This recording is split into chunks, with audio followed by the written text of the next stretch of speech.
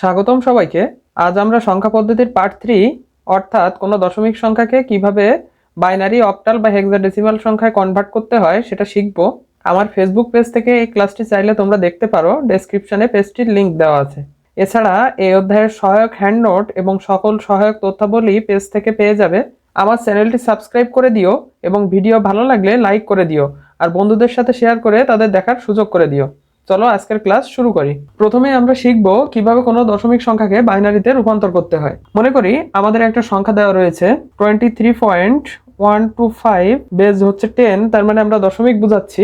এই সংখ্যাটাকে আমাদের বাইনারিতে রূপান্তর করতে হবে। তাহলে বাইনারিতে যদি রূপান্তর করতে হয় তাহলে এটার দুইটা অংশ রয়েছে, একটা হচ্ছে পূর্ণ সংখ্যা বা মোস্ট সিগনিফিক্যান্ট বিট বা এমএসবি, এবং এপাশে রয়েছে ভগ্নাংশ বা লিস্ট সিগনিফিক্যান্ট বিট। তাহলে এই দুটোকে দুইভাবে কনভার্ট করতে হবে, একটু আমরা সেটা আলোচনা করি। প্রথমে পূর্ণ সংখ্যার ক্ষেত্রে, তার মানে 23, তাহলে এটাকে কনভার্ট করতে হলে নিয়মটা হচ্ছে সব ক্ষেত্রে একই রকম।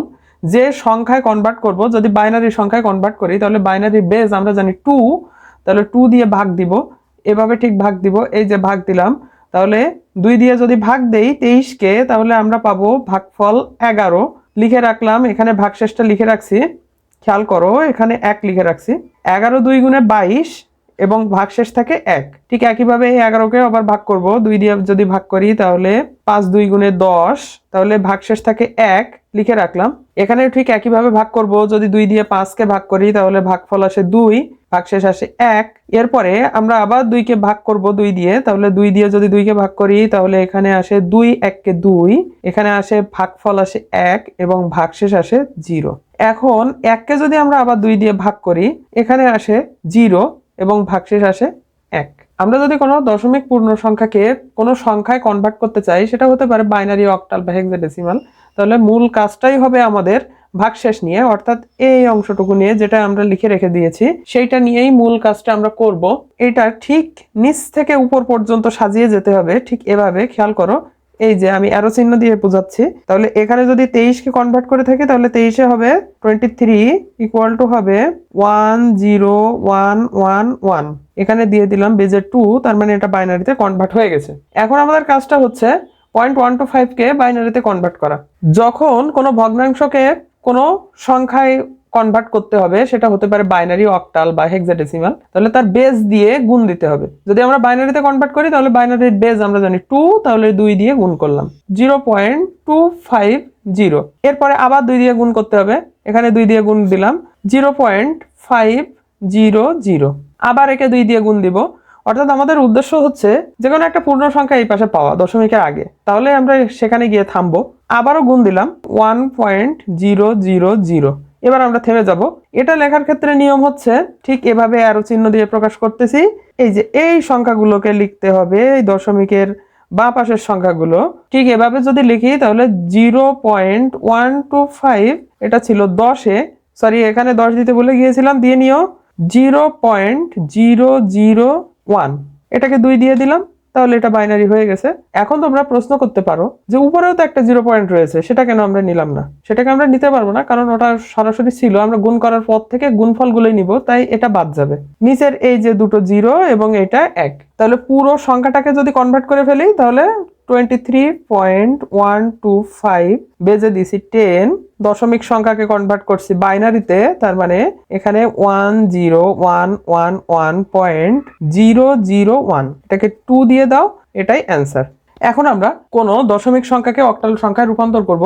কোনো একটি দশমিক সংখ্যা ধরে নিচ্ছি 128.375, বেজে হচ্ছে 10, তার মানে দশমিক। উপরের নিয়মে আমরা দেখেছি যে কোনো দশমিক সংখ্যাকে যখন কোনো সংখ্যায় কনভার্ট করতে হয় তখন পূর্ণ সংখ্যার ক্ষেত্রে আমরা সেই যেটার বেস, অর্থাৎ অক্টালের বেস যদি 8 হয় বা বাইনারির বেস যদি 2 হয়, যেটাকে রূপান্তর করব আর কি, সেটার সেই বেস দিয়ে আমরা এই পূর্ণ সংখ্যাটাকে ভাগ করব।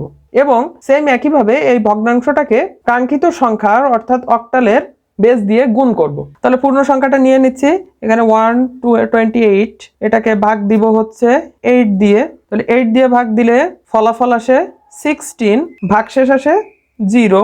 আবার 16কে ভাগ দিব 8 দিয়ে, ফলাফল আসে 2, ভাগশেষ আসে 0। আবারও এখন 2 কে 8 দিয়ে ভাগ দিব।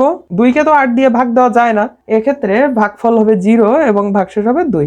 এখন আমাদের সেই একই নিয়ম বাইনারির ক্ষেত্রে আমরা দেখে আসছি যে এই ভাগশেষগুলো নিয়ে আমরা কাজ করব, আর এটা ঠিক এভাবে আমরা সাজিয়ে তুলবো শেষ থেকে শুরু আর কি। তাহলে এটা হবে 128 10 ইকুয়াল টু হচ্ছে 200। এটা হয়ে গেছে অক্টাল।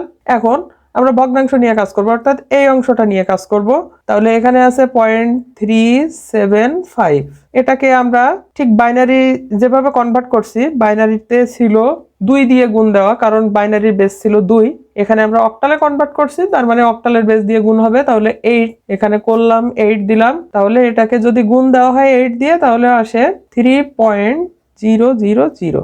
এখানে আমাদের কাজটা হবে দশমিকের এই যে এই পাশের এই সংখ্যাটা নিয়ে, দশমিকের বাম পাশে যে সংখ্যাটা থাকবে সেটা নিয়ে, এবং এটা ঠিক এভাবে কাজ করে উপর থেকে নিচ পর্যন্ত। কিন্তু যেহেতু এটাতে আমরা একটাই পেয়েছি, তাহলে এটা নিয়েই আমরা কাজ করব। তাহলে দেখে নাও 0.375 ইকুয়াল টু হচ্ছে 0.3। ঠিক এটা এভাবে, যেহেতু এটা পয়েন্টের পরে রয়েছে, এটা আমরা পয়েন্টের পরে বসিয়ে দিব। এটার বেজে দিয়ে দিলাম, এখানে হবে 10, যেহেতু এটা দশমিকে ছিল, আর এর পাশের বেজে হবে 8। এখন আমরা পুরো সংখ্যাটিকে লিখে ফেলবো একবার, 128.375। এটা 10 ইকুয়াল টু হচ্ছে 200.3। এটা হচ্ছে 8। তাহলে এটাই আমাদের অ্যান্সার। এখন আমরা দেখব কিভাবে দশমিক থেকে হেক্সাডেসিমালে কনভার্ট করতে হয় কোন সংখ্যাকে।